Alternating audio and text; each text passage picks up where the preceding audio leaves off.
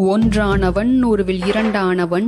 உருவான செந்தமிழில் மூன்றானவன், நன்றான வேதத்தில் நான்கானவன், நமசிவாய என ஐந்தானவன், இன்ப சுவைகளுக்குள் ஆறானவன், இன்னிசை ஸ்வரங்களில் ஏழானவன், சித்திக்கும் பொருள்களில் எட்டானவன், தித்திக்கும் நவரச வித்தானவன், பத்தானவன் நெஞ்சில் பற்றானவன், பன்னிருகை வேலவனை பெற்றானவன், முற்றாதவன் மூல முதலானவன், முன்னைக்கும் பின்னைக்கும் நடுவானவன்,